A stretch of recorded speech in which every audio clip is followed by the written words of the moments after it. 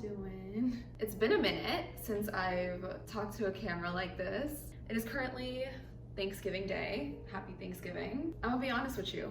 The last time I had like a home-cooked Thanksgiving dinner with like family and stuff was probably when I was like 5 or 6. The more the holidays begin to like approach, the more I've been kind of thinking about how I want to approach the holidays.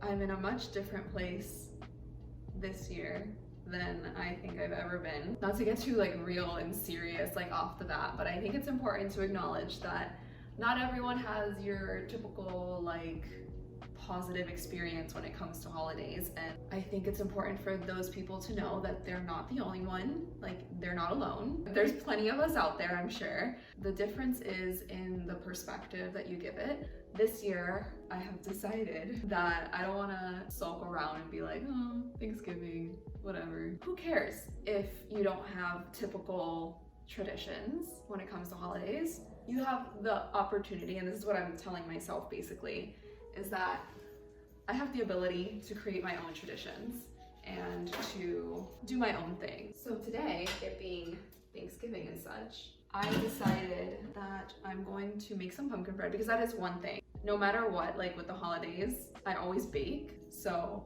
I'm gonna make some pumpkin bread. We're gonna be jolly as fuck. There's a lot to be grateful for, which is in theme with today. It's Thanksgiving. There are things to be grateful for at the end of the day. We've lived through some shitty shit, but there's always a silver lining. Not to be cheesy, but no matter how much things seem to be going downhill or like even up and down, it's never really a straight and narrow road. There's always like bumps in the road. There's always ups and downs.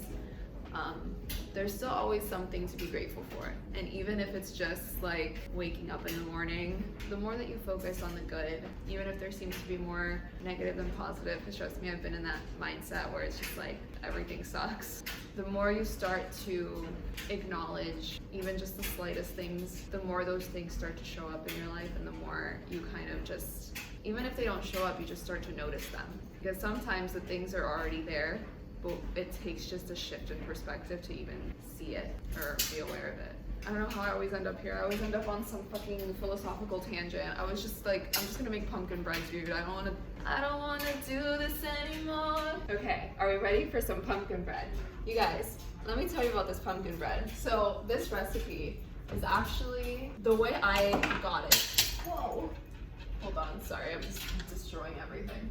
In the area where I grew up, there used to be this pumpkin patch that this local church would put on, and they would do like any fall like desserts. They would do pumpkin bread, pumpkin pie, cookies. I'm pretty sure they still do it actually. But the pumpkin bread was so delicious. One year, my brother's girlfriend's mom was actually a volunteer for the church that would make the pumpkin bread. And so she brought over a pumpkin bread once, and I was like, oh my God, this is like the pumpkin bread. And she was like, yeah, I have the recipe. And I was like, girl, I need that recipe. So I got the recipe, and I have made it every year since. When I tell you it's like the perfect pumpkin bread, I don't know how to explain it, and I think everyone agrees. So I'll tell you the recipe like out loud, wink wink. Should I tell you the recipe? Is it like a secret? Like I'm not gonna get sued, am I? No, I'm kidding. I don't think it's a problem. I'll share the recipe with you. I'm just gonna say it out loud, so like write it down or something. Actually, fun fact, when I was little, I used to always pretend that I had like a cooking show or like a baking show or just like a show. I don't know, if I was like making a sandwich, I would narrate the whole thing. I would be like, now I'm putting a piece of ham, now I'm putting cheese, as if anybody was listening. Nobody was listening, nobody was watching. I was just talking, and I was like, I have a cooking show. So this is fun, baking with Gigi. Okay, so first, the base of the recipe, of course, is pumpkin, and it takes 2 cups. And then here's the fun part. It takes 3 cups of sugar. But listen, this is making 2 loaves, all right? So it's a lot of sugar, but it's for 2 loaves. So 3 cups, girl, or boy, whoever's watching. So once you have your diabetes, sorry, is that offensive? I don't know. Then you add a cup of water and a cup of vegetable oil.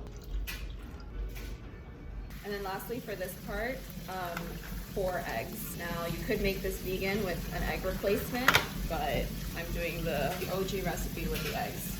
So it takes 4. Does anybody else's dog just go crazy with eggs? Like whenever I'm cracking eggs, Athena just wants them so bad. She wants the egg. She's just staring me down. So once you have this giant concoction, once you have this beautiful, you're gonna mix that up. I'm gonna put some muscle into this. Looks disgusting, but just trust the process, you know? Oh, and I forgot, preheat the oven. That's kind of important. You want the oven to be hot, so preheat your oven to 350. Once you have these ingredients mixed up, then it's time for the dry ingredients. I usually use a separate little mixing bowl for that to kind of get them nice and blended before slowly adding them in. That's a matter of like preference and baking style. I guess you could also just add it all in, but I'm just showing y'all how I do it. So of course we need flour. Oh, this way.